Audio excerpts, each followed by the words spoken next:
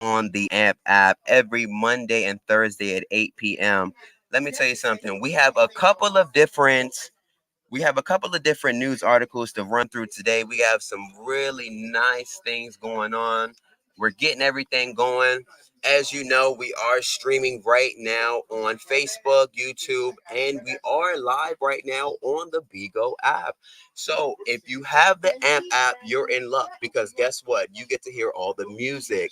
So if you don't have the AMP app, you got to go and get that for me right now. You got to take a moment right now and tap in because that's where the radio show is being housed. Okay.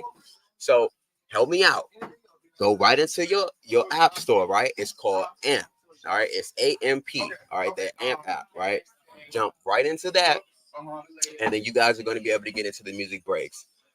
Want to give you guys also another heads up. Today, the show is going to be filmed live at the DC Safe Haven. We're going to be doing a little bit of tutorials tonight to give you a little bit more education on Narcane and other things that they want to give us some information on. I'm looking forward to that because guess what?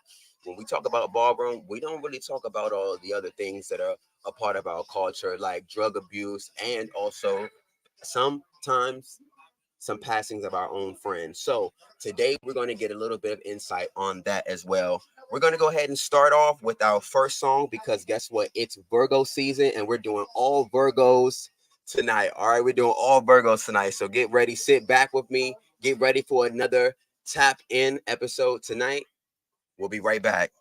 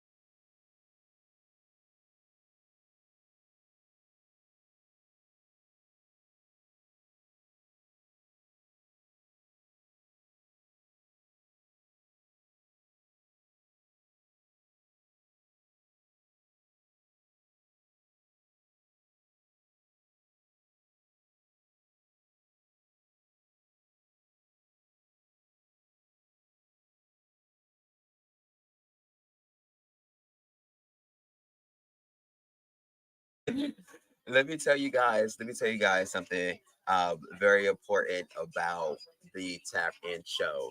You got to get that AMP app. You got to go in. You got to download that app right now. It's AMP app. Okay. You got to support. It's at Mr. Fahrenheit. And that is the way that you go ahead and get all of the music breaks. So, when we go on commercial over there in YouTube world and over in the Facebook world, that's where we are. We're over on the AMP app and we're doing that. So let's jump right on in. I said it's a lot of crazy shit going on right now with celebrities, but guess what? It never ceased to amaze me how they handle themselves. Okay, it never ceases to amaze me. Now, looking over here, you got first up, you got Janae Aiko and Big Sean. They have already set up a restraining order, okay, against a stalker. Now, this is ridiculous. Now, people are super fans. People are already super fans, but to go to the extent of stalking and harassing a celebrity is absolutely ridiculous. Okay. Can we get that back? Now, Janae is fighting for protection, the music, fighting for protection from a crazed stalker who actually accessed her home. Okay. Now, this is somebody that actually got into her home. And now we're citing this source directly from the neighborhood talk. Okay.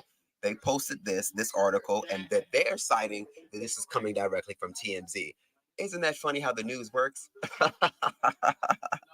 Okay, this crazed fan has caused issues at her shows, fought security, and now jeopardizing the safety of both Janae, Big Sean, and their two children. Now imagine you haven't really been in the spotlight in the first place in a while now, but you've been building your family, and in the process of doing that, being comfortable at home, kicking your feet up, here comes a stalking ass fan.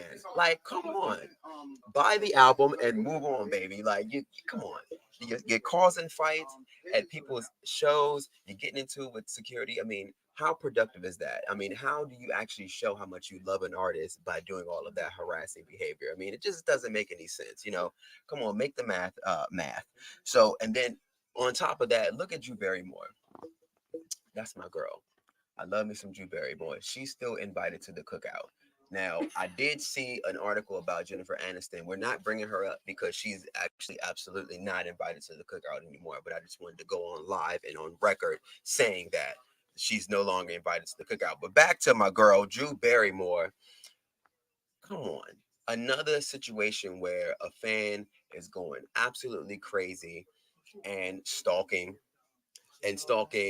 the celebrity, and stalking her. So here she is being stalked at her Hamptons home. And how fab is that? They had to make sure they mentioned that it was in the Hamptons, darling, because she's not living where the rest of those girls live. This is an actual A-list celebrity. Okay, so here we are. And TMZ is reporting that the police confirmed that there is an ongoing investigation right now after the arrest. So, one, this guy has been arrested because he not only appeared at her home, but he also appeared at one of her speaking engagements. You see the common occurrence here. The people will literally pay to come in to be crazy at your shit. You're supposed to be a fan of mine. You're supposed to love me. You're supposed to be, supporting me and sharing love and all that good shit. But you coming and being fanatic, being crazy, being a stalker, harassing, going crazy. What do you think these celebrities are going to eventually do? Tap into the comments. Let us know, what are these celebrities going to eventually have to do to slow down on these stalking people, and then all this harassment that's happening right now. So shout out to Janae and Big Sean. I hope they them and the kids, them babies. I hope them babies are all good. And shout out to my girl Drew Barrymore, because nobody wants to be dealing with that. And I know in your personal life you don't want to be dealing with a stalker. So yeah, good luck to that. We'll be right back. We're gonna go on a quick music break. You know what it is? It's tap in. We'll be right back.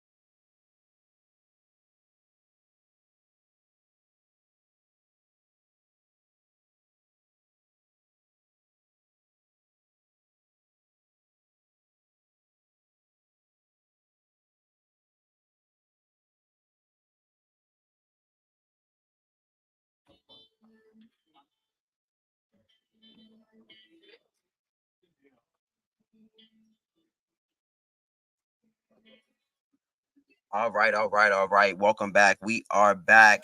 It's time in with Antonio Fahrenheit.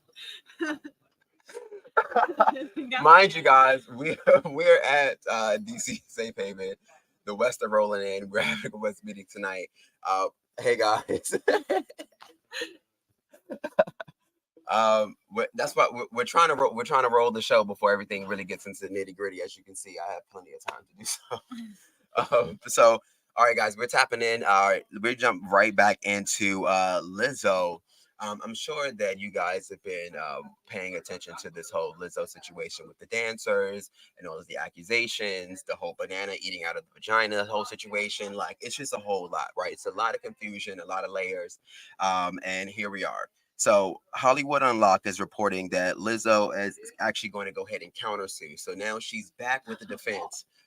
Bum. All right. So listen, personally, I was sitting back. I didn't want to say it publicly, but I didn't personally believe it automatically because it just of eating a banana out of somebody's vagina just seems just like just a far reach. Like I've heard a lot of people do a lot of crazy shit, but like eating a fucking banana, like come on, it was just like it was far fetched for me. The story just went kind of left. So now here we are with Lizzo countersuing the backup dancers, accusing her of sexual harassment. Now she's showing receipts. She said, "Well, baby, well, if it was such malicious things were going on, why were you seen in photos cheesed up, ears, your smile ear to ear with these same people that you're accusing me of forcing you of eating a banana out of their vagina?" So here we are. Here's the photo. You can check them out. They in there. It's them. And in the photo, they are all cheesing. They're having a good time. It doesn't look like Lizzo's in this photo at all. Um, so I mean, as a performer would, she probably performed and got off stage and went on to her own thing. And now she's being looped up in this. So what do you guys expect? What do you guys expect Lizzo to get out of this countersuit? Do you think she's going to do a countersuit for defamation? She's just going to do a countersuit just for something random? I mean, how is she really feeling? Because honestly, personally, me, I'd definitely be countersuing for defamation, and you gonna have to pay me, even though these dancers are clearly don't have the money to pay her for these type of claims. All right, so the accusers said they were pressured to then go to Paris. Okay, to go to Paris on this topless show. So the people that she took pictures with were topless dancers. Okay, now these are all women. Now let's think about it. How offenseless is a woman topless? Let's ask ourselves this: a topless woman right now. Okay. Now that already just seems kind of again far fetched for me. So here we go. You have women right now, today, fighting for women to be able to go at a restaurant and feed their baby with their breasts. Their breasts are theirs, so they can do what they want with them.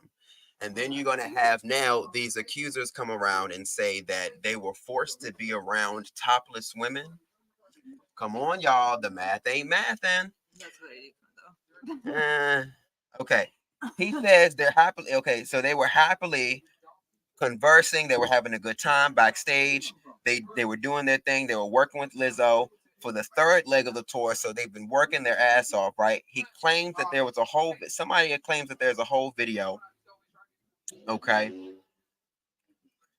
and that basically these are all contradicted facts.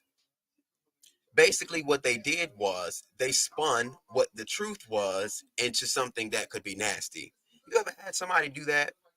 Be living some way a certain way, but then they spin it a whole different way to be the victim. Yeah, I think this might have been what had happened with Lizzo. So I'm gonna say, Lizzo, you keep fighting this case because I don't think anybody should stand trial for sexual assault charges if they know for a fact that they're innocent. Now, if you're R. Kelly, you're going to jail. But Lizzo, if you're innocent, baby, fight. Don't be stupid like everybody else on and just be quiet and just sit back. Fight for your life, because honestly, we got to protect our black women, and I'm pretty sure that that's what her message was normally, right? Is that not normally her message? Body positivity, yeah, positivity towards black women and women in general. So I'm expecting something positive to come out of this. All right, guys, we're gonna head on to our next music break, and we'll be right back. And we're gonna wrap up. Actually, before we go into, we're gonna go into the training, and then we're gonna wrap up after our music break. We'll be right back with another Virgo.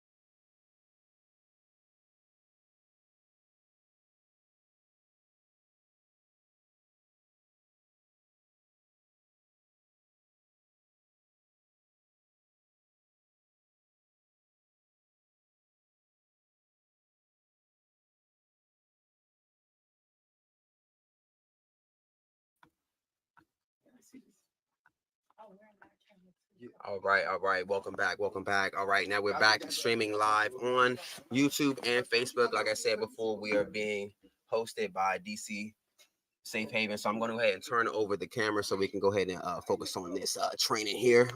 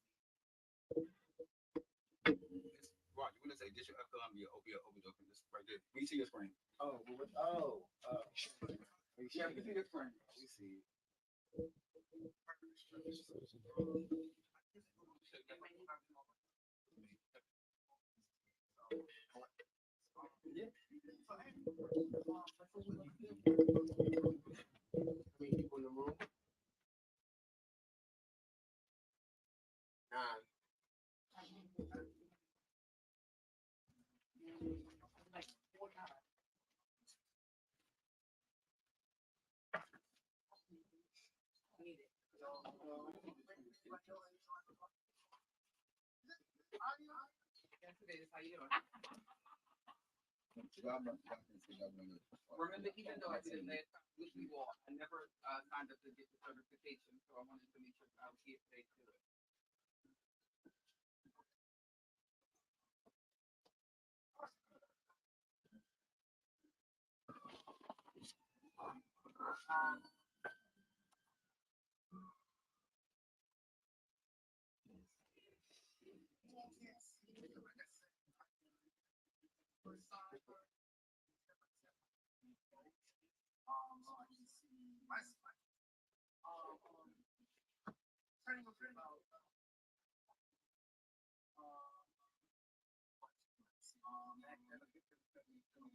It's because I watch it on the.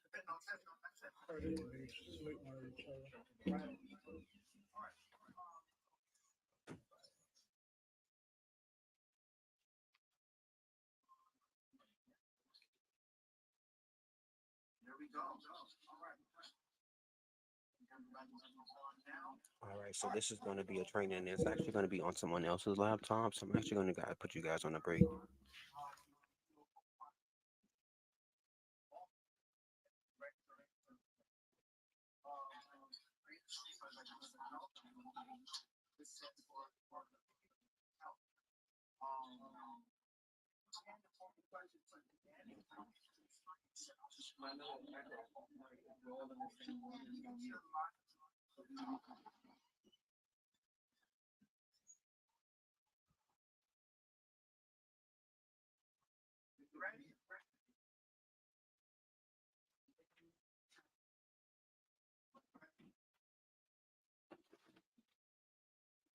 Y'all sweet here, you can't hear. I'm sorry.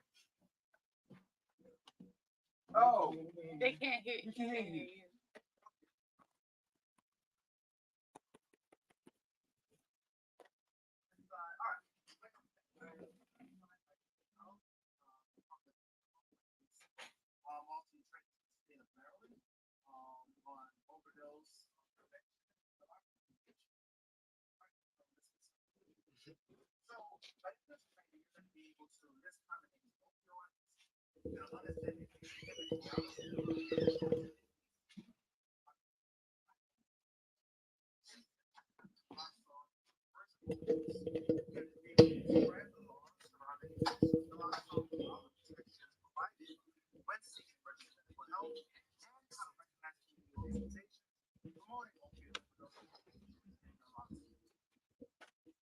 So real quick, I want to ask, what are opiates? Anyone can give me a shout out? Just what are opiates?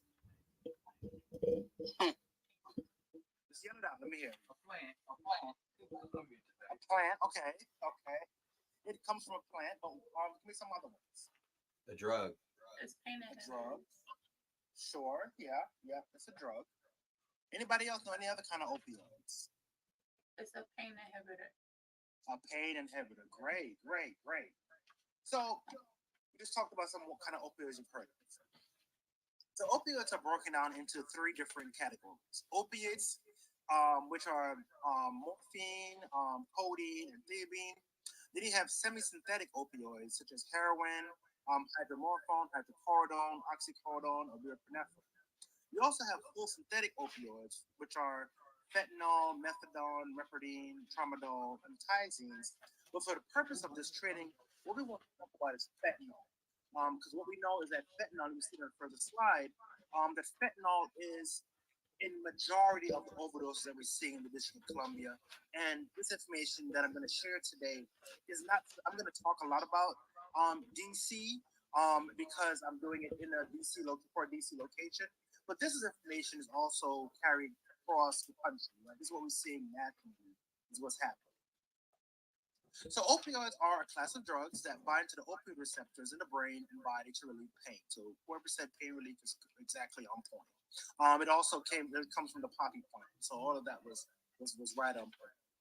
Opioids, including fentanyl, have some legal and medical uses, but are also found in illicit drug supply.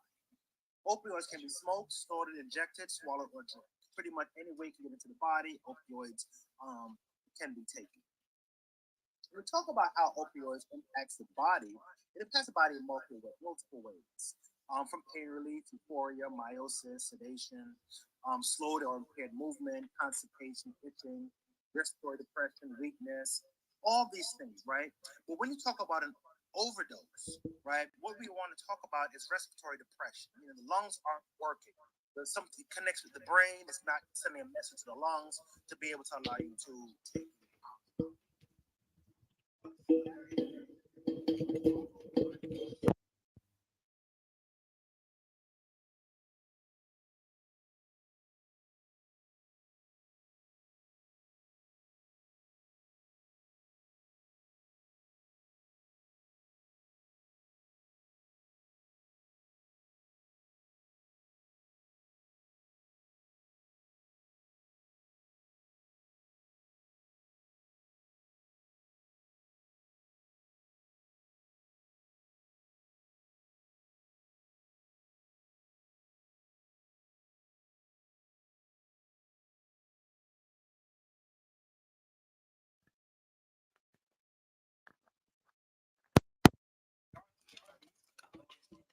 If the naloxone is working on the drug, we haven't got that reports back of that yet. But there are studies going on. We talk about overdoses in DC. And now this information is a little dated, but it's 136 people die every day from opioid overdose. A update I got today was about 300 and some odd people, so that number is almost double. Um, in 2019 we saw opioid overdose deaths were 12 times higher than in 2019. We're seeing a steady increase in opioid overdoses, opioid overdose deaths. So when you look at this screen here, you talk about non-fatal opioid overdose. This is everything from January 1, 2018 to December 31st, 2022. You can see in 2019, we reached a peak, right? This is around in August. And then the number kept on getting a little bit higher. It dropped down a little bit, but then it keeps a steady high amount of non-fatal opioid overdose. So these are people that are reporting overdoses, but they survive. When we look at opioid overdose fatalities, right, between 2014 and 2020, you see in 2018, 2014, we had about 83. And the number went up till about 2017, then it dropped. Then, as you can see on the slides, it steadily increased all the way to 448 in 2022. Between 2019 to 2020, it's significant to mention that we saw a 46% increase in fatalities. These are people that did not survive overdose. They had an overdose for whatever reason. They either they didn't make it to the doctor in time, or there was no medical care, and when they went through an autopsy and found it was an overdose. We see these numbers are steadily increasing, and we are getting reports in 2023 that the number is on trajectory to exceed 2022. So we're seeing a steady increase in people dying of overdoses.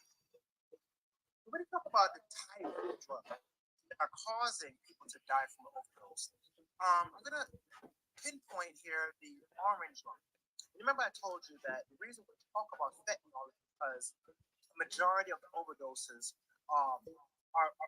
is contributed to is attributed to fentanyl. See, 93% of the overdoses that we're seeing in DC in particular, 93% of them included fentanyl. So when you talk about fentanyl overdoses by race, you see in the black community, you see a significant amount compared to our other counterparts, both in 2016 all the way to 2020, a significant high increase of overdoses within the black community. Black community is really facing the brunt of the opioid epidemic here in the District of Columbia.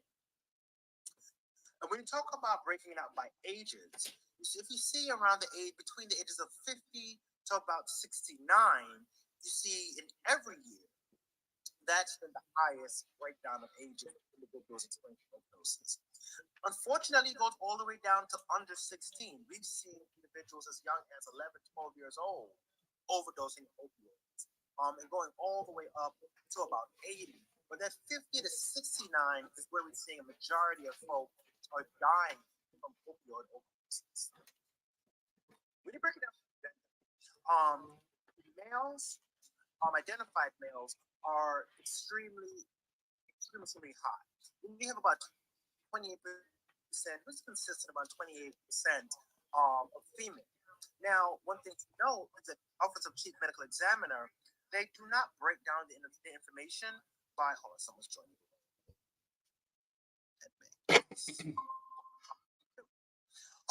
They aren't breaking down, as of yet, they have not broken information down for trans and non-binary folks, but that is something that myself and a couple of other advocates are advocating to have that information broken down. As a matter of fact, I actually just got off a call to hop on this one with you all with DC Health, talking about allocation of funds and advocating for us to get some numbers so that we can really know what's going on within our community. One of the things that I always report when I talk to We'll be right back regular after meetings this with the music health break. department and the